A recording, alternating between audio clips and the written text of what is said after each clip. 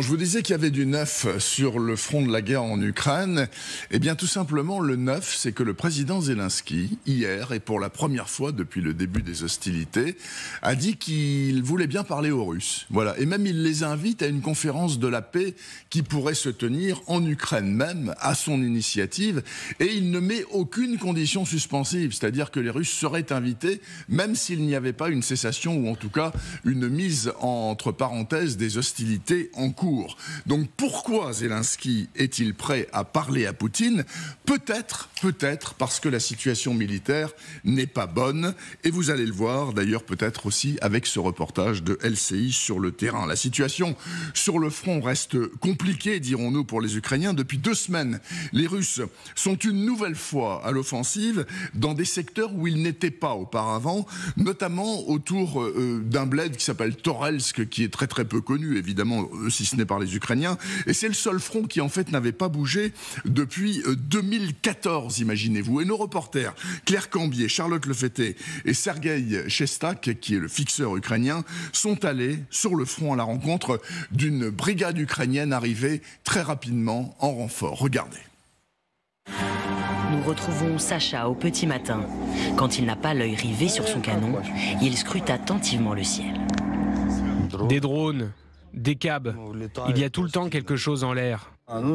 Depuis 4 heures du matin, c'est leur infanterie qui avance. Situation difficile sur le front. Ces artilleurs sont prêts à tirer, mais depuis des heures, c'est l'attente. Et elle risque de durer. Bien reçu. Là, on va pas travailler tout de suite, parce qu'on n'a pas les munitions pour, et on va pas tirer au hasard. Ils nous montrent leur faible stock. C'est tout ce qui reste. L'attente fait partie du quotidien des soldats.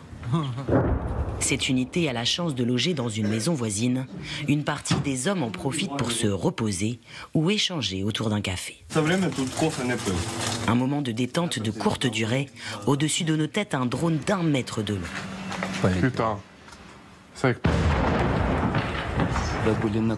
Quand on était à Kupiansk, je pensais que c'était dur là-bas. Mais après être arrivé ici, j'ai compris que c'était ici que c'est la merde.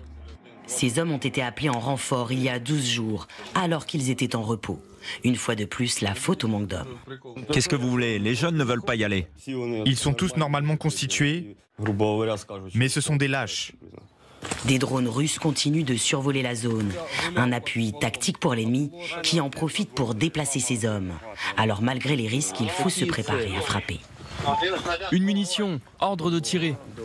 Une unité russe a découvert et repéré, il faut faire vite. Allez, on tire. Les gars, on charge. Problème, la douille reste coincée dans le vieil obusier.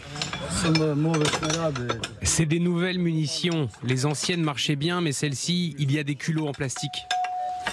Ces obus de 152 viennent d'arriver sur le front. Une livraison occidentale. Des munitions étonnamment moins efficaces que les soviétiques. Direction le centre de commandement. Il y a des cabs en l'air et un drone Zala. Cela fait 15 jours que les Russes grignotent du terrain. Le commandant reconnaît à demi-mot des erreurs. Des positions tenues depuis 2014 ont été perdues lors de rotations. Quand les nouvelles unités arrivent, elles ne connaissent pas bien la région. Elles n'ont pas toujours toutes les informations pour mener à bien leur tâche et l'ennemi en profite. Sur ces images de drones, la ville de Toretsk, constamment bombardée. Les Russes ne sont plus qu'à 4 km de la ville. Vous avez vu dans ce reportage de Claire Cambier, c'est extraordinaire l'histoire des munitions qui ne vont pas avec les vieux canons soviétiques parce que c'est de la fabrication occidentale et donc ça reste bloqué dans le fût. Enfin, c'est absolument extraordinaire. Claire Cambier, vous êtes en direct avec nous ce matin d'Ukraine, vous êtes dans le secteur de Dnipro avec Charlotte Lefetté. Alors on voit dans le reportage que certes les soldats ukrainiens sont prêts à se battre, mais on voit aussi et on entend dans leurs propos une très très grande lassitude.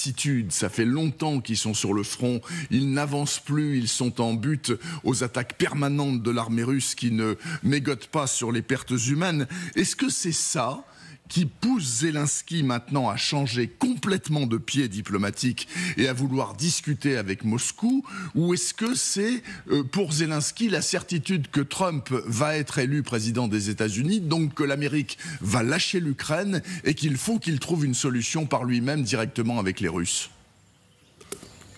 Bien, c'est un peu toutes ces raisons. On le sait, les Russes sont à l'offensive, des situations difficiles sur le front dans ce secteur de Toretsk et New York où nous avons tourné, mais aussi en direction de Pokrovsk. Il y a un des hommes de la 32e avec qui on a échangé qui nous disait ça fait 2 ans et demi qu'on combat et on n'en voit pas le bout, on ne voit pas d'issue. Lassitude des soldats, mais aussi de la population. Il y a un récent sondage qui indique qu'il y a 44% des Ukrainiens qui aujourd'hui se disent que le moment est venu de négocier avec la Russie. 35% qui restent contre, c'est 2 fois plus d'avis favorables qu'il y a 2 ans. Et puis, vous le disiez, un autre argument de taille, c'est évidemment les élections américaines qui arrivent. Zelensky veut que ce 2e sommet se passe en novembre. Il craint que s'il y a un changement de président, que si Trump arrive au pouvoir, eh bien, on lui impose un cessez-le-feu, un accord de paix beaucoup moins favorable à l'Ukraine. Et d'ailleurs, l'annonce hier de Vance comme colistier de Trump n'a vraiment pas rassuré